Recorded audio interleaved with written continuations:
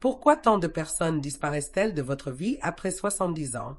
Ce n'est pas toujours dû à l'amertume, à la solitude ou au ressentiment. Parfois, il s'agit d'une prise de conscience plus profonde, d'un éveil personnel et silencieux qui modifie notre façon d'occuper notre temps. Vous constaterez peut-être que votre désir de rendre visite aux autres n'est plus ce qu'il était. Si cela vous ressemble, laissez-moi vous dire ceci. Vous n'êtes pas seul et vous n'avez pas tort. En fait, il y a une sagesse derrière tout cela dont la plupart des gens ne parlent jamais.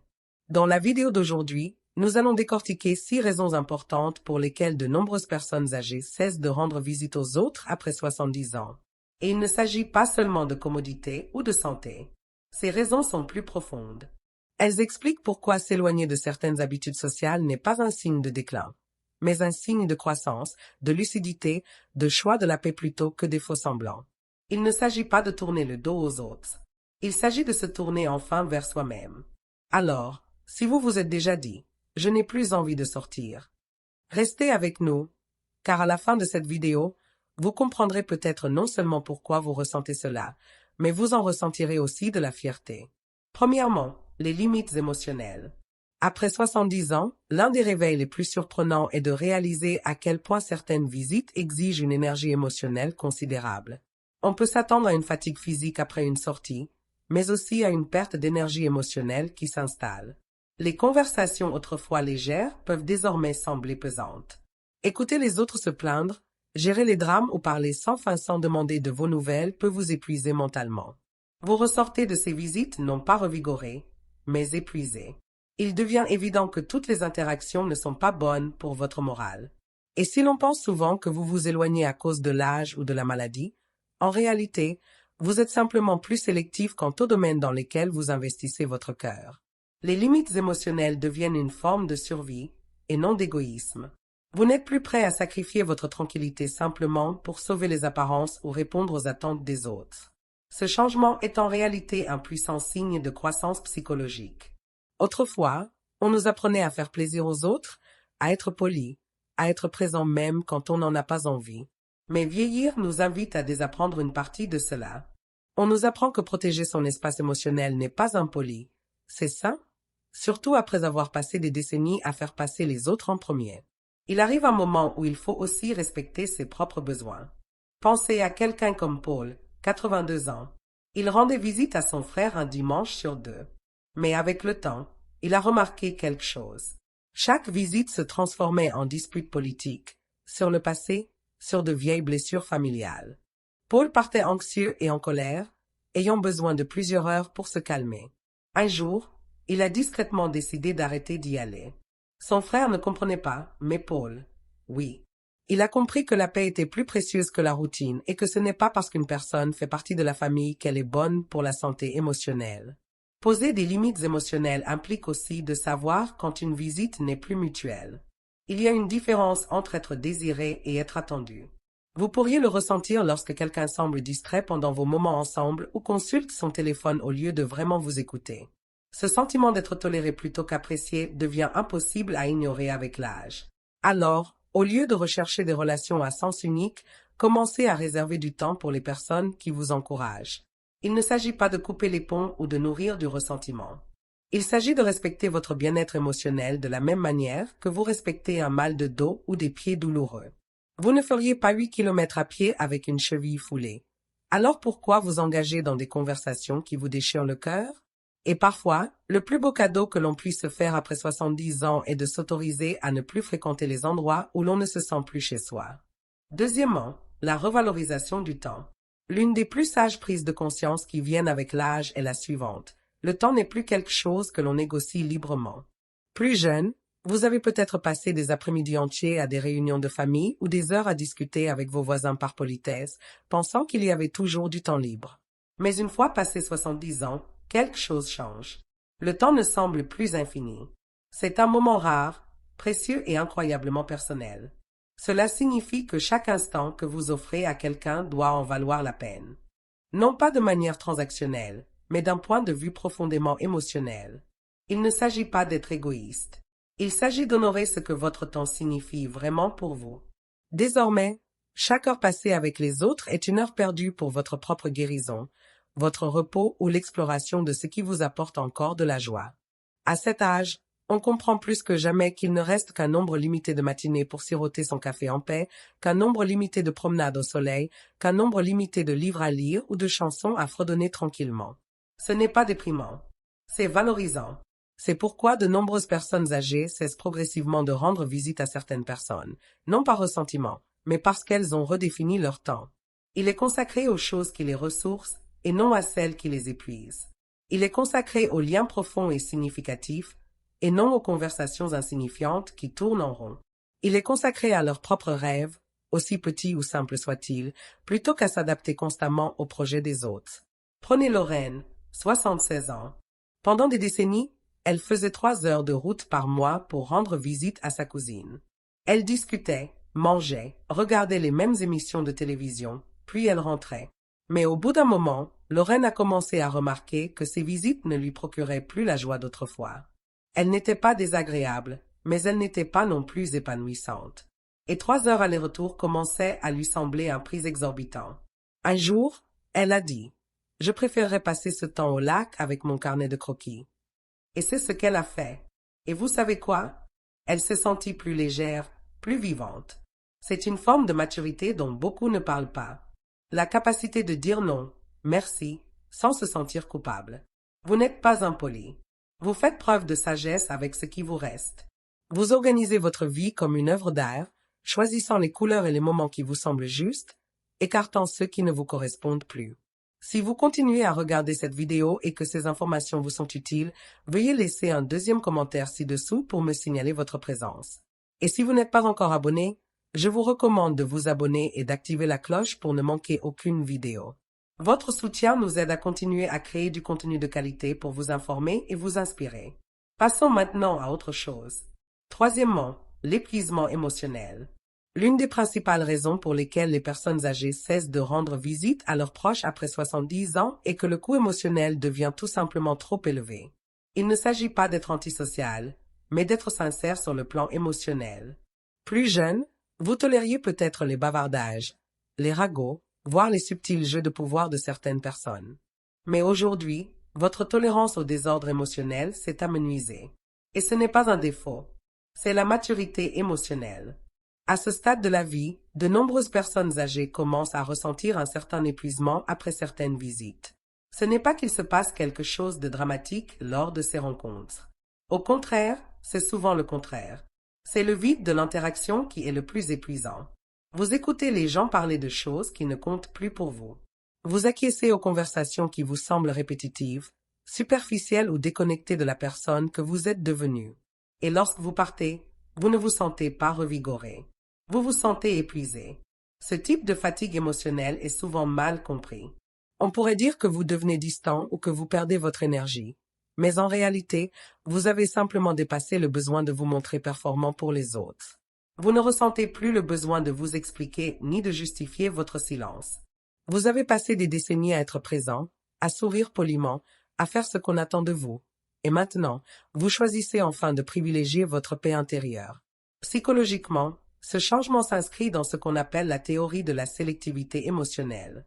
En vieillissant, on devient plus sélectif quant aux personnes avec lesquelles on passe du temps, se concentrant sur les relations émotionnellement significatives. Cela signifie éliminer les interactions qui semblent obligatoires, transactionnelles ou émotionnellement vides. Vous commencez à privilégier la profondeur à la fréquence, et vous réalisez que la solitude est souvent plus nourrissante qu'une connexion forcée. Prenez quelqu'un comme Harold, 74 ans. Il avait l'habitude de rendre visite à sa famille élargie tous les week-ends, même lorsque ces rassemblements le laissaient invisible. Personne ne lui demandait vraiment comment il allait. Personne ne l'écoutait vraiment. Ils étaient trop occupés à se parler en même temps ou à vanter leurs derniers gadgets ou leurs vacances. Un jour, Harold a tout simplement arrêté d'y aller, non par dépit, mais par amour-propre. Il passe maintenant ce temps à jardiner, à lire ou à se promener avec un ami proche qui le voit sincèrement. Et il ne s'est jamais senti aussi bien ancré émotionnellement. Si vous vous êtes déjà senti vidé après une visite, et pas seulement fatigué, mais aussi émotionnellement démuni, c'est votre sagesse intérieure qui vous dit quelque chose. Elle vous dit que vous n'avez pas besoin de continuer à donner des morceaux de vous-même à des gens qui ne les valorisent pas. Et une fois que vous avez entendu ce message, vous ne pouvez plus vous en défaire. Vous réalisez que privilégier la paix émotionnelle à la performance sociale n'est pas égoïste. C'est une question de survie. C'est le genre de sagesse qui vient avec l'âge. Quatrièmement, l'énergie physique. Personne ne vous prévient après 70 ans. Chaque sortie, aussi simple soit-elle, prend l'allure d'une mission d'une journée entière. Même une courte visite chez quelqu'un peut vous épuiser plus que prévu. Vous pouvez commencer avec de bonnes intentions. Vous vous habillez, achetez un petit cadeau ou un dessert, et vous sortez. Mais de retour à la maison, vous avez l'impression d'avoir gravi une montagne. Et ce changement d'endurance n'est pas une faiblesse. C'est simplement la façon naturelle du corps de réclamer plus de respect. Après 70 ans, votre énergie devient une ressource limitée et précieuse. Vous commencez à le constater non seulement dans ce que vous pouvez faire en une journée, mais aussi dans le temps qu'il vous faut pour récupérer. Une visite de 2 heures peut vous coûter le reste de la journée ou la suivante. Et lorsque les gens ne voient pas ce coût, ils ont souvent tendance à mal évaluer votre absence. On pourrait dire que vous ne revenez plus. Mais on ne voit pas ce qu'il faudrait pour que vous reveniez. Derrière chaque décision de ne pas y aller se cache une évaluation silencieuse de ce que votre corps peut supporter et de ce qu'il ne peut pas supporter. On prend aussi de plus en plus conscience du peu de temps et d'énergie que l'on souhaite consacrer à l'inconfort. S'asseoir sur des chaises dures, sourire pendant de longues conversations, manger des aliments qui ne conviennent pas à son corps, monter les escaliers ou les allées avec les genoux tremblants. Ces choses n'avaient pas beaucoup d'importance à 40 ou 50 ans, mais elles comptent beaucoup aujourd'hui.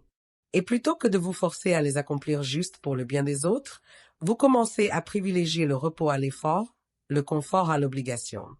D'un point de vue psychologique, cela fait partie de ce qu'on appelle la sagesse incarnée. L'idée que le corps possède sa propre intelligence. Il sait quand c'est trop. Cela signale que votre énergie a de la valeur et doit être protégée, et non dépensée dans des choses qui n'apportent ni joie ni nutrition.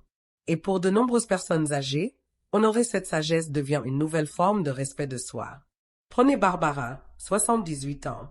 Elle avait l'habitude d'aller prendre un café hebdomadaire avec un groupe de vieux amis.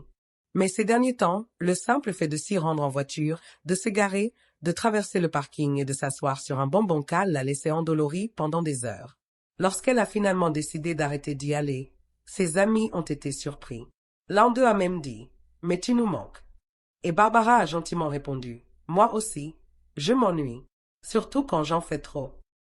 En réalité, refuser une visite ne signifie pas que vous avez cessé de vous soucier des autres.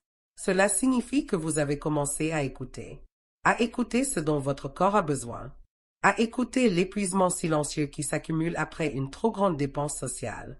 Vous ne roulez plus avec la même énergie qu'avant. Et faire semblant du contraire ne mène qu'au burn-out. Choisir de moins sortir, de raccourcir les visites ou simplement rester à la maison n'est pas de la paresse. C'est de la sagesse en action. Si vous regardez toujours cette vidéo et que ces idées vous sont utiles, n'hésitez pas à laisser le 4e commentaire ci-dessous pour me faire savoir que vous êtes ici. Et si vous n'êtes pas encore abonné, je vous recommande de vous abonner et d'activer la cloche pour ne manquer aucune vidéo. Votre soutien nous aide à continuer à créer du contenu de qualité pour vous informer et vous inspirer. Passons maintenant à autre chose. 5e, l'économie émotionnelle. Un moment fort se produit à un certain âge. On commence à comprendre la valeur de son énergie émotionnelle. Et tout comme on ne gaspille pas son argent pour des choses qui ne nous rapportent rien, on cesse de gaspiller ses émotions pour des personnes ou des situations qui ne nous laissent qu'un sentiment de vide, d'agitation ou d'invisibilité. C'est ce qu'on appelle l'économie émotionnelle. Et c'est l'une des vérités les plus libératrices que personne ne vous dit sur le vieillissement. Pendant des décennies, vous avez peut-être toléré certains comportements, pardonné trop vite, tenté de maintenir la paix à vos dépens.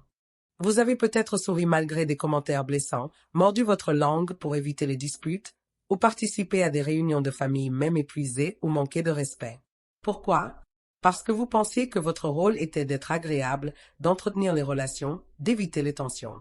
Mais passé 70 ans, ce masque commence à tomber. Et pour cause, vous réalisez que votre batterie émotionnelle ne se recharge plus aussi vite. L'énergie négative persiste plus longtemps. Le stress frappe plus fort. Et surtout, vous ne ressentez plus le besoin de faire vos preuves ou d'obtenir l'approbation. Cette lucidité vous permet de dire « Je n'ai plus besoin de ça dans ma vie ».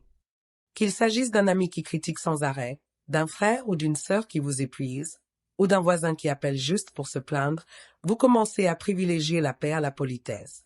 Il ne s'agit pas de devenir froid ou indifférent. Bien au contraire. Vous commencez à vous investir davantage dans les personnes qui vous apportent chaleur, encouragement et respect mutuel. Vous cessez de courir après ceux qui ne vous rappellent pas. On cesse de s'expliquer avec des gens qui ne nous comprenaient pas. On commence à traiter son monde émotionnel comme un jardin. On élimine la toxicité pour que la joie puisse grandir. Prenez Walter, par exemple. Il a 82 ans et appelait son fils tous les dimanches. Même si les conversations se terminaient toujours sur une note tendue, son fils ne demandait jamais de ses nouvelles. Il répondait toujours à l'appel dans la précipitation et faisait souvent des remarques désobligeantes sur ses choix. Au bout d'un moment, Walter a dit « Ce n'est pas de l'amour, c'est un devoir ». Alors il a arrêté d'appeler, non pas pour se punir, mais pour se protéger. Et petit à petit, il a remarqué qu'il se sentait plus en paix. Il a commencé à mettre cette même énergie auprès d'un voisin avec qui il s'était lié d'amitié autour de mots croisés et de jazz. Voilà à quoi ressemble l'économie émotionnelle.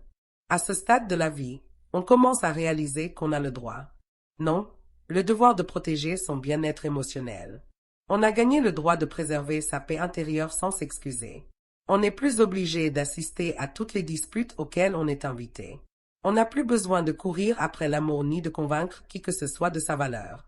Vous savez qui vous êtes, ce que vous avez à offrir et ce que vous ne tolérez plus. C'est une sagesse émotionnelle que les jeunes ne parviennent souvent pas encore à saisir pleinement, mais qui devient limpide après 70 ans. Vous cessez de donner de l'énergie à ceux qui n'apportent que le chaos. Et dans ce calme, cette distance tranquille, vous redécouvrez des parts de vous-même enfouies sous des années d'obligations émotionnelles. Vous ressentez enfin ce que c'est que de respirer librement, sans culpabilité, sans drame, sans bruit. Et ce n'est pas de l'égoïsme, c'est de la survie. Numéro 6. L'éveil du respect de soi. Il arrive un moment, avec l'âge, où vous cessez de demander la permission de vous valoriser. Et lorsque ce moment arrive, quelque chose change en vous. Le besoin d'être apprécié s'estompe. La peur de décevoir les autres se dissipe. Et à la place, un instinct plus profond prend le dessus, celui de protéger sa dignité. C'est ce que j'appelle l'éveil du respect de soi. Cela ne se fait pas en fanfare. Cela arrive doucement, généralement après avoir été trop souvent ignoré, rejeté ou incompris. Mais une fois arrivé, cela change à jamais votre façon d'être au monde. Plus jeune, on confond souvent gentillesse et complaisance. On se donne du mal pour aider, faire plaisir, arranger les choses. On minimise ses besoins pour que les autres se sentent supérieurs. On minimise ses succès pour qu'ils ne se sentent pas petits. On dit oui quand on veut vraiment dire non, car le prix à payer pour décevoir les autres semble trop élevé. Mais après 70 ans, le prix à payer pour se trahir soi-même devient encore plus élevé. C'est alors qu'on commence à choisir différemment. On décline les invitations qui ressemblent à des obligations. On cesse de recevoir des gens qui nous traitent comme un plan de secours. On s'éloigne des conversations qui nous épuisent. On cesse de baisser ses standards juste pour se sentir inclus, car au fond de soi, on réalise quelque chose de simple et de puissant. La paix est plus importante que la popularité.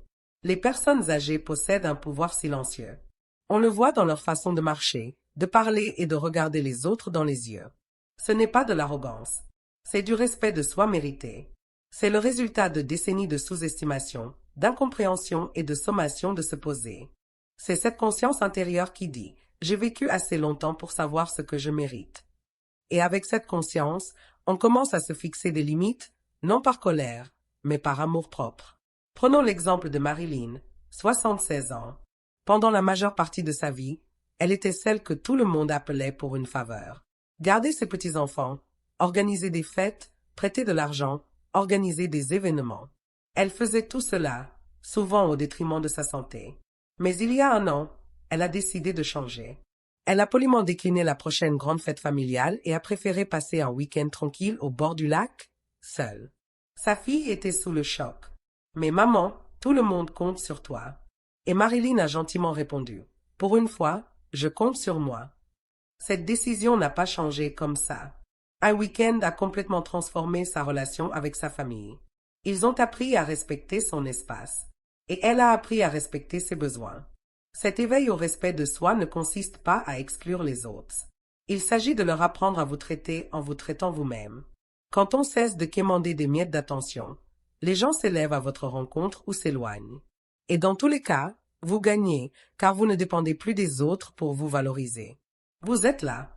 Si vous regardez encore cette vidéo et que ces réflexions vous sont utiles, n'hésitez pas à laisser un 6e commentaire ci-dessous pour me signaler votre présence. Et si vous n'êtes pas encore abonné, je vous recommande de vous abonner et d'activer la cloche pour ne manquer aucune vidéo. Votre soutien nous aide à continuer de créer du contenu de qualité pour vous informer et vous inspirer. Passons maintenant à autre chose. Conclusion.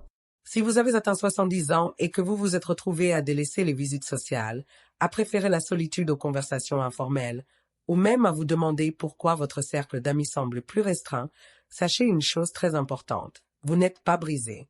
Vous n'abandonnez pas.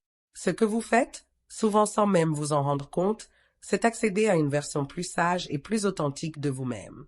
Vieillir, malgré tous ces défis, est aussi l'une des expériences les plus éclairantes que nous puissions vivre. Cela vous débarrasse du superflu, du bruit, des artifices et des contraintes. Cela vous aide à voir avec plus d'acuité et à ressentir avec plus de douceur. Cela révèle ce qui compte vraiment et ce qui n'a jamais compté. Et voici une partie de cette révélation. Toutes les relations ne sont pas faites pour durer éternellement. Toutes les invitations ne sont pas faites pour être acceptées. Et toutes les versions de vous-même ne sont pas faites pour rester les mêmes. Vous évoluez. Et cette évolution implique parfois de vous éloigner des personnes, des lieux ou des routines qui ne contribuent plus à votre paix intérieure. Cela implique de protéger votre énergie comme si elle était sacrée, car elle l'est. Cela implique de privilégier la profondeur au drame, l'honnêteté à l'harmonie et la vérité à la tradition. Et même si cela peut parfois sembler solitaire, c'est là que votre moi le plus authentique commence à briller. Alors, si vous avez cessé de rendre visite aux gens aussi souvent, ne laissez pas la culpabilité vous murmurer que vous êtes égoïste. Vous êtes sélectif. Si vous appréciez les matins calmes plutôt que les rassemblements bruyants, cela ne signifie pas que vous êtes distant. Cela signifie que vous écoutez le rythme de votre âme. Et si les autres ne comprennent pas, ce n'est pas grave. Tout le monde n'est pas censé vous accompagner dans votre période la plus sage. Vous avez mérité cette paix. Vous avez mérité le droit de vous donner la priorité. Et vous avez acquis la sagesse de savoir que prendre du recul ne signifie pas abandonner. C'est grandir avec grâce. Merci de nous rejoindre aujourd'hui. Nous serions ravis d'avoir de vos nouvelles. Laissez un commentaire ci-dessous et partagez une leçon apprise aujourd'hui et comment vous comptez l'appliquer dans votre vie. Vos réflexions sont importantes pour nous. Alors n'hésitez pas à les partager. Lire vos commentaires nous motive et nous encourage. Si vous avez apprécié cette vidéo et l'avez trouvée utile, n'hésitez pas à aimer, à vous abonner et à la partager. Votre soutien nous permet de continuer à créer du contenu de qualité pour vous informer et vous inspirer. Merci d'avoir regardé et au plaisir de vous retrouver dans la prochaine vidéo. N'oubliez pas de partager, de commenter, d'aimer et de suivre pour en savoir plus. Merci d'avoir regardé.